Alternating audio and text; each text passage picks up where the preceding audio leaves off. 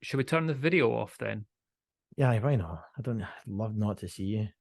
Alrighty then. Let's start this bad boy up.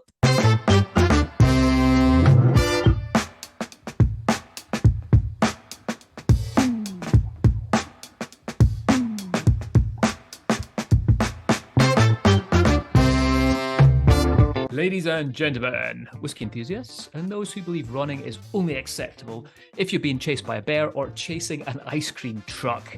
Welcome back for another episode of Not Another Whiskey Podcast. Mitch here, and as always, I'm joined by the man with a healthy head of hair to make up for the lack of me not having any, I suppose, Nicholas Polacki.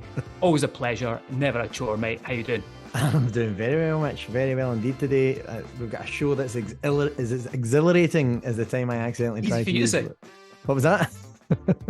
Easy for you to say, mate. Do you know what? I had a funny comeback to you talking about my hair, and I was going to say this is about as exciting as the time I tried to use Whiskey's hair gel. It was fun but slightly misguided. Today's episode is like the perfect dram: smooth, exhilarating, and leaves you with an unexpected smile. So, indeedy, mate. Oh, I like that. There we go. How's your week been? I mean, mate, it's been a crazy week. I'm gonna get into that in just a second, but before we do, just to let everyone know what we're gonna do today, we're gonna go through some juicy whiskey news. We've got a load of whiskey news because we haven't been we missed a weekend, so we've both been pretty busy, which we're gonna talk about in just a second. And I want to talk about this remarkable adventure that I recently did and has recently been concluded, called Destination Dufftown, which was a 60-mile run over the Bonny Hills of Speyside. I mean, why walk when you can run, right? Especially when it's sponsored by the guys over at Glenfiddich. So we're going to talk about that in just a second, because I was on the trip and not running. I hasten to add, Nicholas, you know me, I'm not a big runner, don't really do that. But Copper Cairn was working on the logistics and the support for this. So what I did, we had an amazing meal right at the end of all this, and some of the brave souls who survived this feat, I got them to sit down and chat about everything, including the guy that had this harebrained scheme that put it all together, the Glenfiddich ambassador for Scotland, Mark Thompson, and the owner of Whiskey Me, amazing author as well, Tristan Stevenson. So stay tuned for that. We're going to chuck that in to the end of the show. That's amazing, Mitch. So you didn't do the run, but you showed up for the meal? Are you the guy that goes to funerals to see what you can get, like, as a snack? Are you that guy? Like Jack and Victor? Huh, what a spread they've put on. Right on, Jack. Hey, no one asks. It's great because no one asks any questions when you do that. Put a sausage roll in your pocket for later.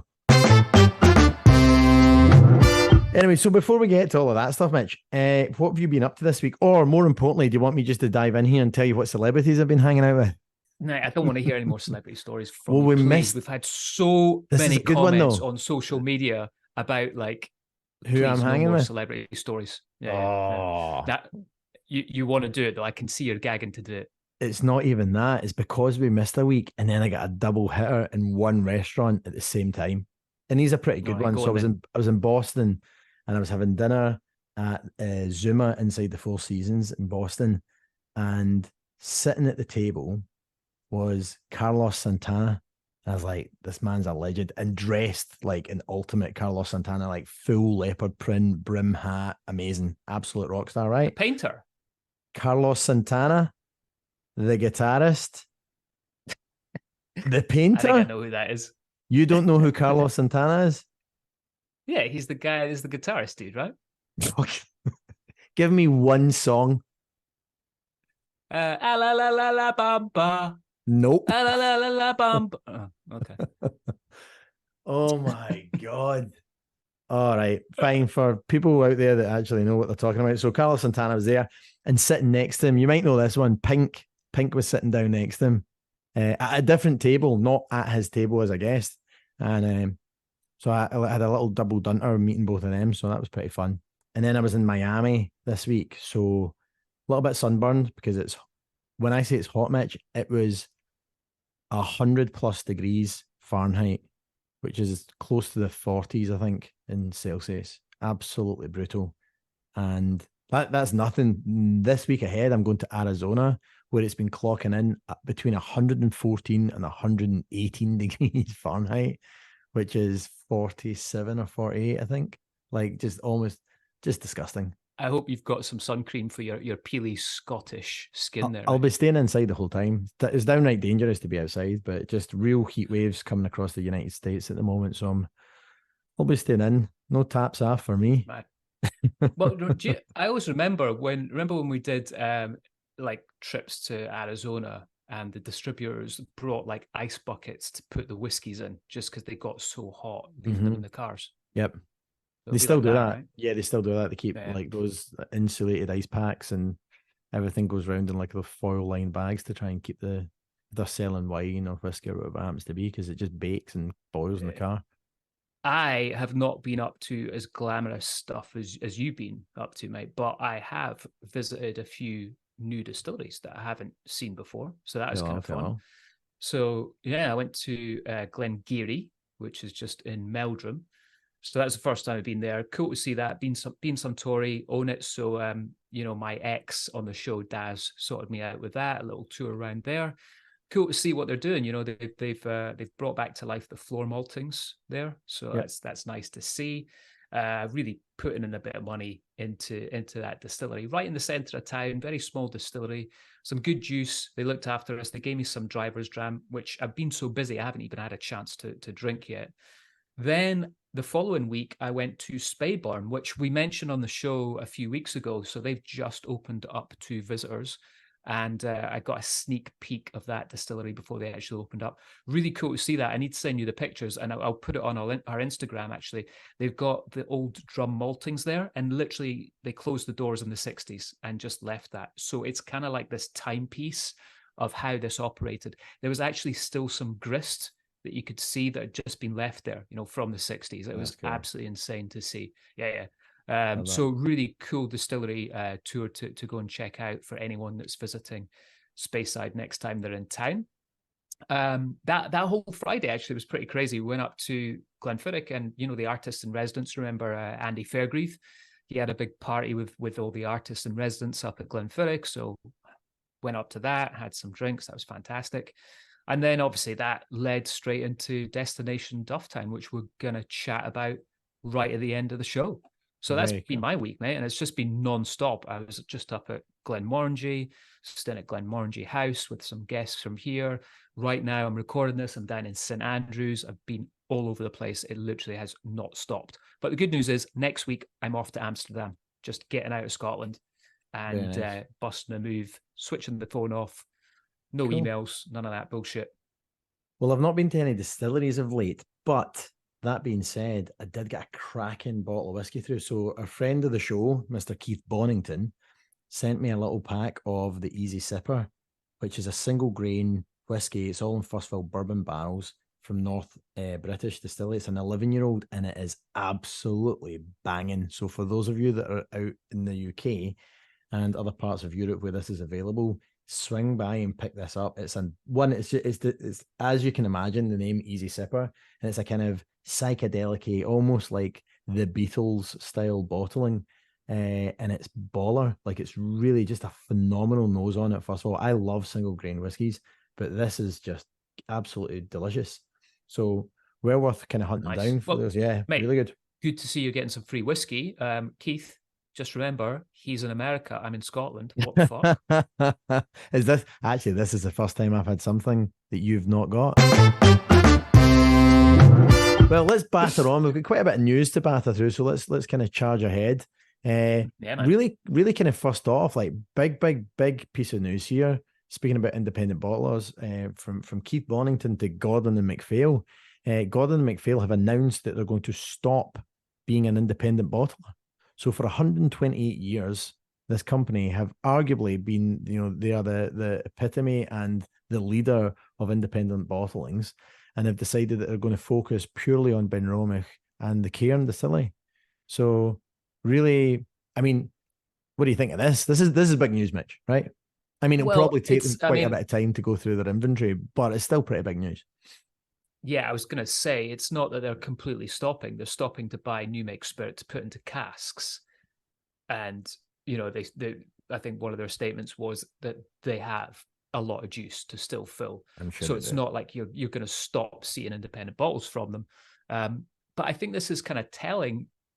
potentially with regards to the industry right now. I mean, they haven't come out and said that they're going to stop buying new make forever.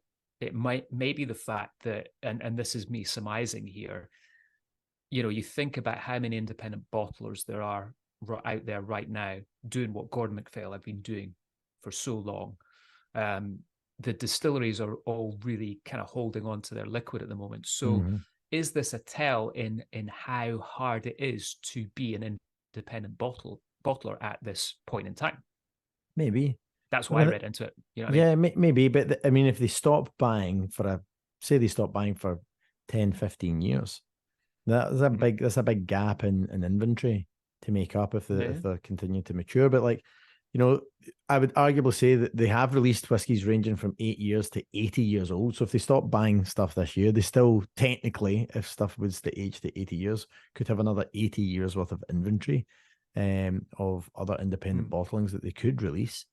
But yeah, I just thought it was pretty interesting. And what it might actually do is for some of the smaller players in the field, like guys like Keith, give them access to some more of the stuff coming through from the bigger players and still allow that kind of smaller size independent bottles to really own in on some of the kind of finer spirits available.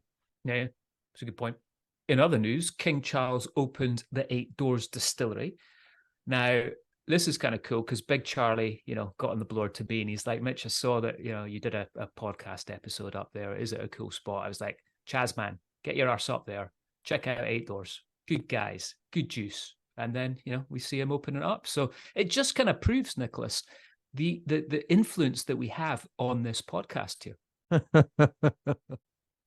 On other kind of big news, Scotch whisky giant Diageo have kind of come to the table, not really pulled any punches and dropped the hammer on the British government, basically saying that the tax rate, which is now levied to a staggering 75% on the average price bottle of Scotch whisky, is just disgraceful. So, these guys came out and, it was Ewan Andrew, who's Diageo's global supply chain and procurement president and chief sustainability officer. Good luck putting that in a t-shirt. He's basically just said, this is a great growth period for Scotch whisky, but we are stymieing our local markets in the UK because of the tax burden that is falling on distilleries. But effectively, for them, what he actually said, which I thought was pretty interesting, was the hike, and true to form, this will damage the smaller distilleries much, much greater, who rely on UK consumers, whereas the kind of bigger conglomerate companies like Diageo have got a little bit of insulation because of their global footprint. So I think that this was a good opportunity to step up and kind of voice how concerning the tax on Scotch whisky really is. And like we've spoken before, does this give a green light to other countries to hike taxes on Scotch? Yeah, concerning. I mean, it's disgusting as well, because to get on my high horse here, I saw that price increase literally happen the day it was announced. Whenever you hear about things coming down in price, it seems like there's always a delay in that happening. Yeah, but it's never the other way around. So yeah, I mean, pretty bad to see, but what can we do? Just lucky you're over there in the US, mate, where things are still a little bit cheaper. You think? I don't know the last time you were over here, mate, but things are not cheap here. No. Oh, it's insane. A gallon of milk. What's a gallon of milk in the UK these days? Well, as you know, mate, we don't do gallons over here. What's a litre of milk cost? I don't know. I don't buy milk. Is that bad? That I don't know what a litre of milk is? Yeah, because you're living in your ivory tower, mostly.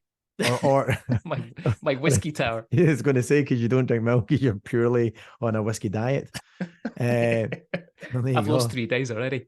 Oh, womp, womp. Had to get that one in. In other news, over in Wales, they now have GI, or geographical indication, for their whiskey. So this is a big deal. I remember going down to Aberfalls about 2 years ago now, and this was always a big push for Welsh whiskey to be recognised. So what else has geographical indication in Wales? Anglesey sea salt, Welsh lamb, Welsh beef, and of course, Welsh leeks. So kind of cool to see this, you know, and I think what we're going to do here, Nicholas, is we've had an email from Steve who runs a Welsh whiskey podcast. So I think it'd be quite interesting just to do a podcast with Welsh whiskey and Scotch whiskey, see the differences, talk about what's going on in Wales, talk about what's going on in Scotland.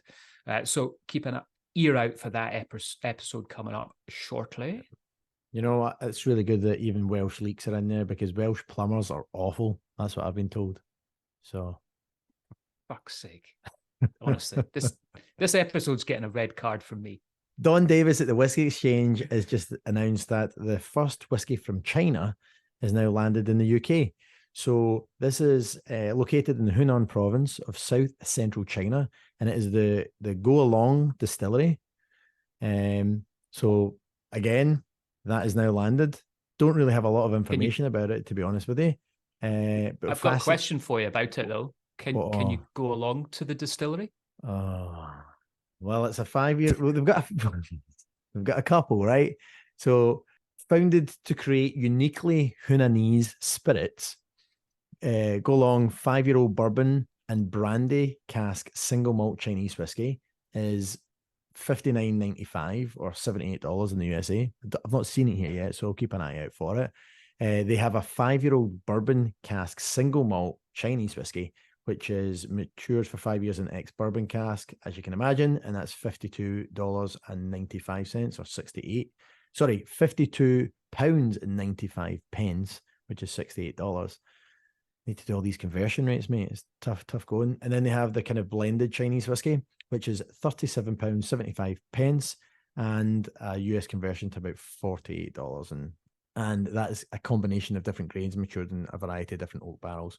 But it'll be interesting to see what that kind of tastes like. And, you know, there's obviously Asian spirits and Asian whiskies, specifically in Japan and Taiwan, have had a really massive impact. So it'll be interesting to see what the flavor profiles look like for Go Along single malts from China.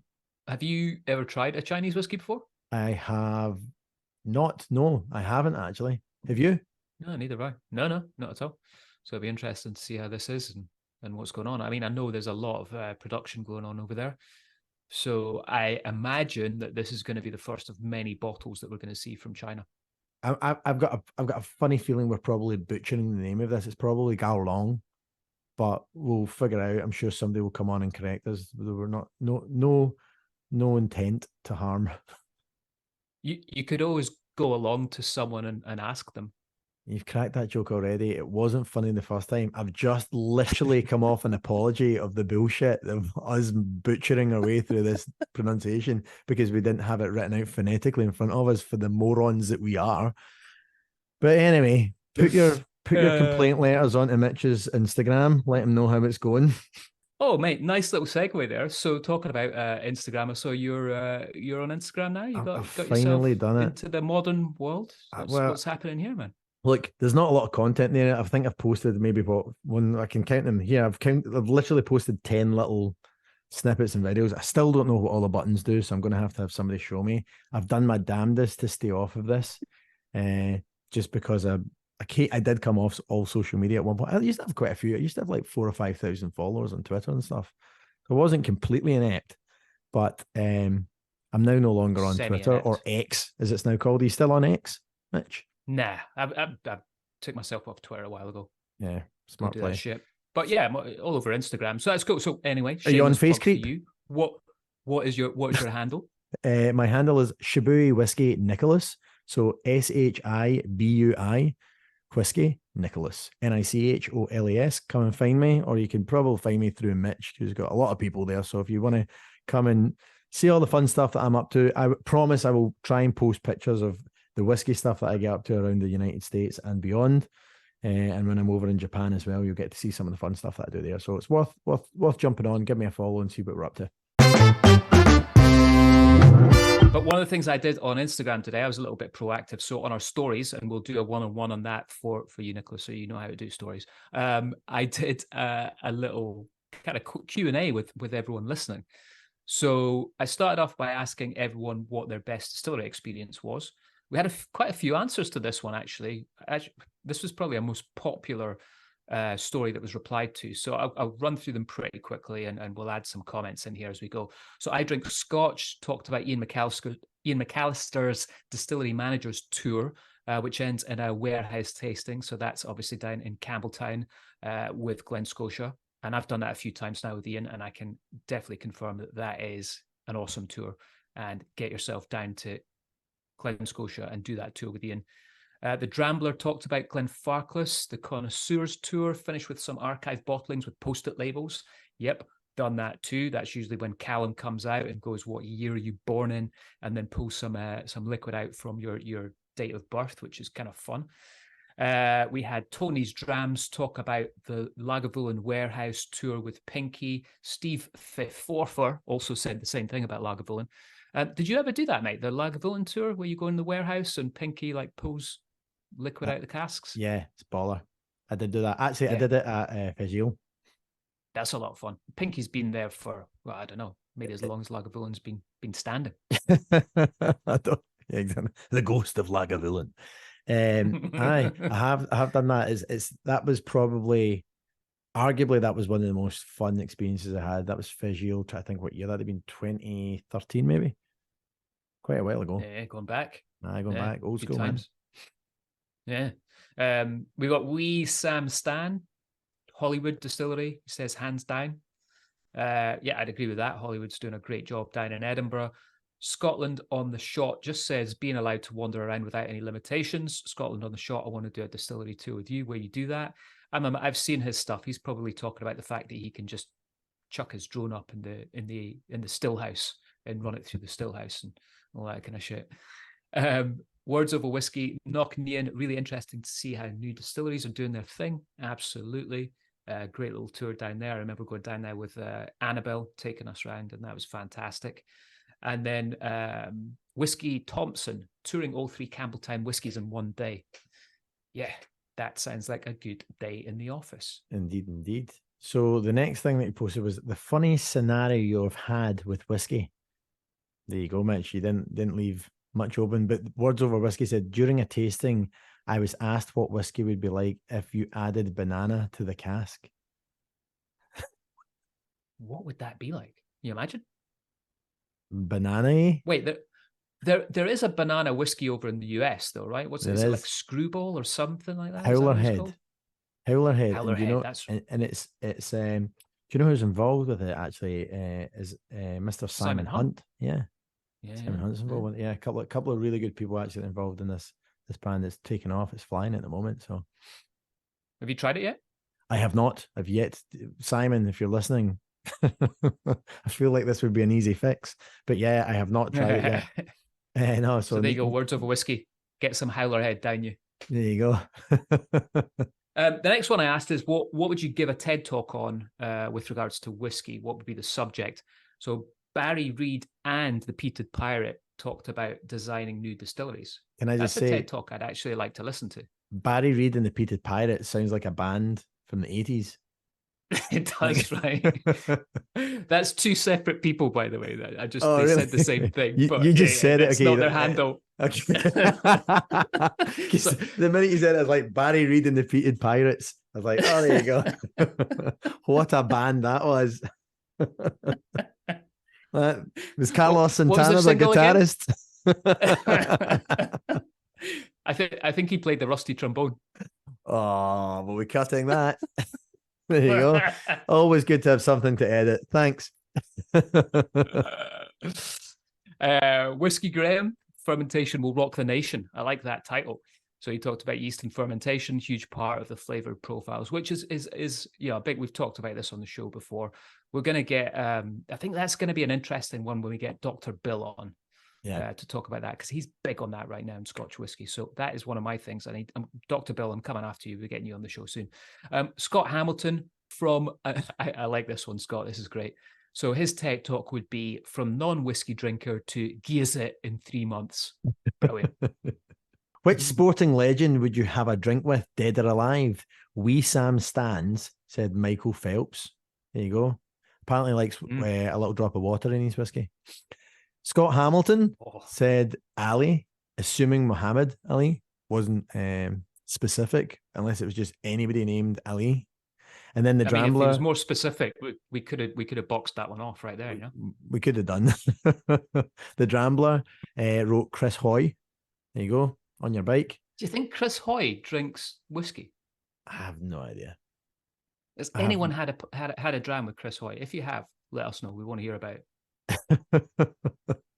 So, guys, thank you all for chucking your comments in there on social. It's always great to hear from you and get those kind of feedback. It's a lot of fun. Read them out. So, back to what we started talking about at the top of the show with regards to Destination Dufftown, this crazy marathon that was these guys did 2 marathons over 2 days. As I mentioned, I sat down with Mark Thompson, who came out with it all, Tristan Stevenson, and this is what they had to say. Right, so Mark, we've just finished Destination Dufftown, which we've just been chatting about. I've been telling Nicholas all about it. How did you come up with this whole idea, man? That's a really good question that no one's asked me up until this point, which means I don't have an answer to give you. And having just come away from running 2 ultramarathons in 2 days, my brain's a little fuzzy. But anyway, I initially wanted to do a run with some guys from the hospital industry, and we were trying to plan it, and then we couldn't quite get the right route, and then we couldn't get everybody together, and it just was all becoming a big faff. And I was reading The Life and Times of William Grant, which I know you've read as well. Mm-hmm. It's kind of given us to all the ambassadors, and in it there was this paragraph about him walking to Braemar, and I just thought, my goodness, that's quite a distance. Yeah. And he did it over a few days, but and also took a flat straight line. So I thought, why don't I do that? Run from Braemar back to Dufftown. And then I looked at the map and realised it was, 91 kilometres or something. So I split it up with a stay in Tantalize and put a request out on Instagram, and various other bartenders and those in the hospitality that I knew, and said, would you be up for this? I got 6 or 7 people saying yes immediately. Don't think I explained it very well. And then I went to my bosses with a presentation and said, I have this. I've got a lot of interest for it, or more interest than I thought I would have. It's a really difficult thing to complete. And then eventually we actually ended up with 13 runners. We had a few last minute call-offs and some injuries, so it ended up at 10. But still, if you look at the hospitality industry, that's a fair number. Yeah. To ask. So that was it. It was a quick idea out of the life and times of William Grant, coupled with what I love doing, which is running over hills in Scotland.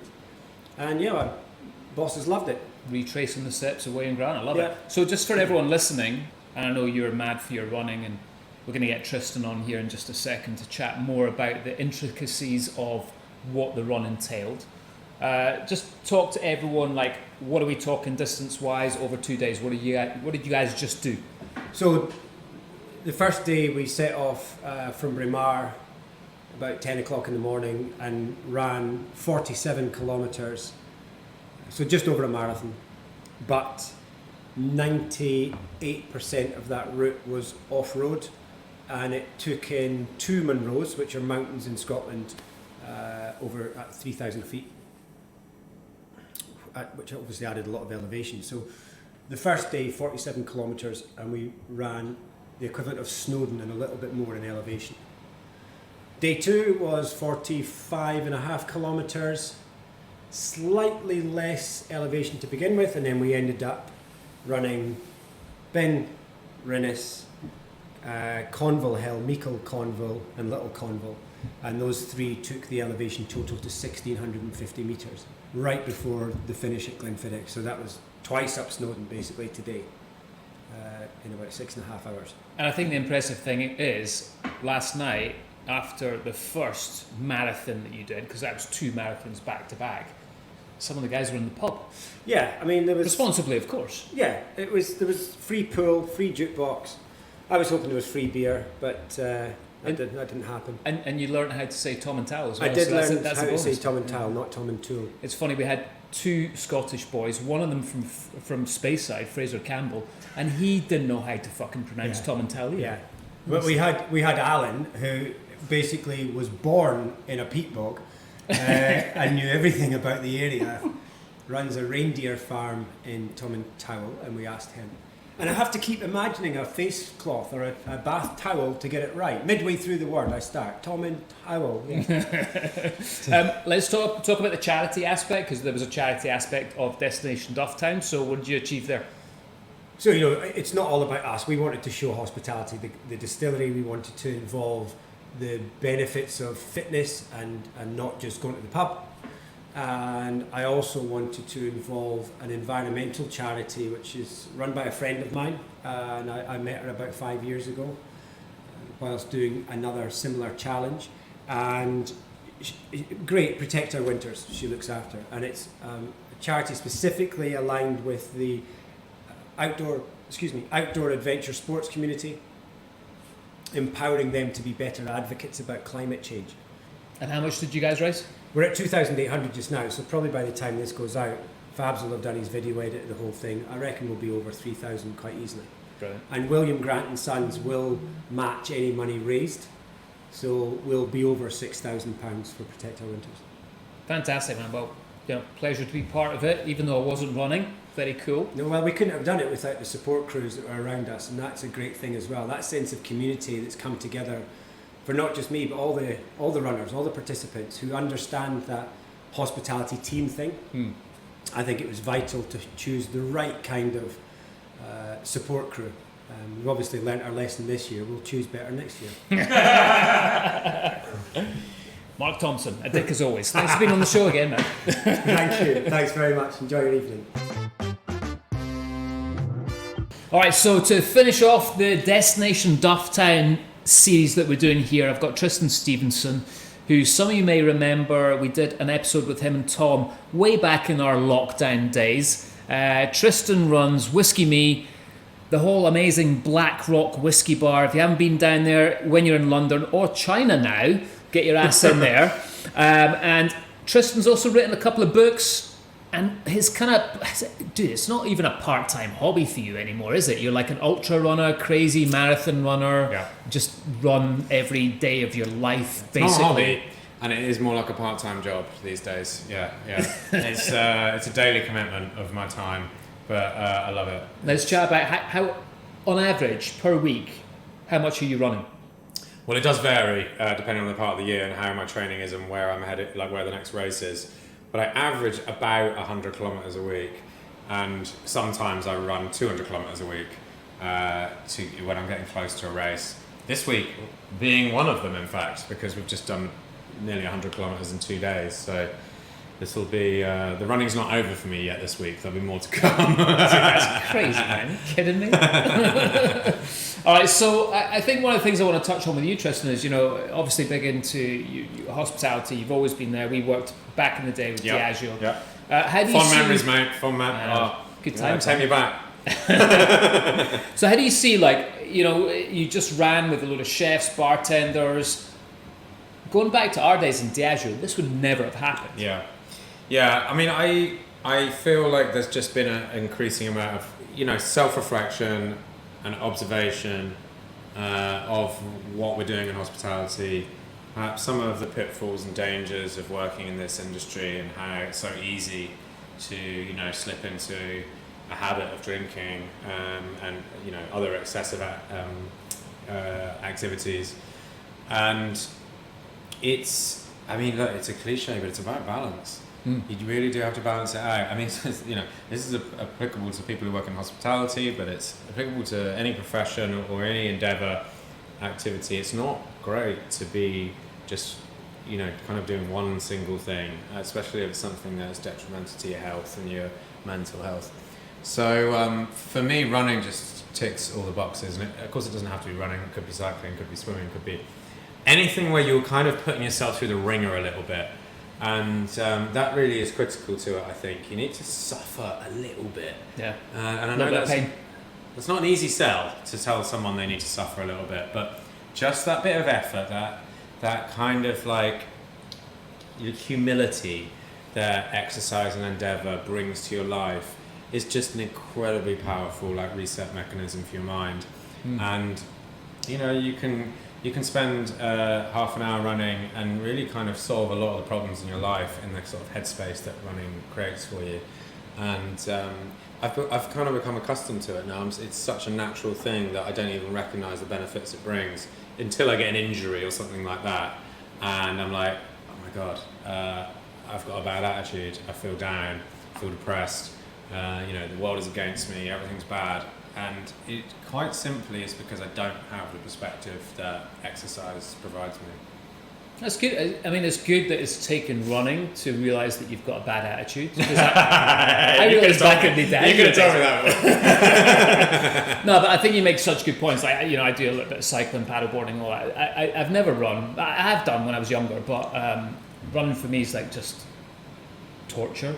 Yeah. But I love cycling, I love paddleboarding, and that high that you get off it, it's so good. Exactly. I totally get you saying, like, getting your own headspace. So let's chat about what you just did. You guys just did 2 marathons in 2 days. How was it? Like, and the scenery as well. Explain to it, like, you ran over some amazing scenery from Braemar to Dufftown, over one Munro, but then several other massive hills. 2 Munros on day one. I won't even attempt to name them because my Gaelic is awful, unless it comes to whiskey, and then my pronunciation is all right.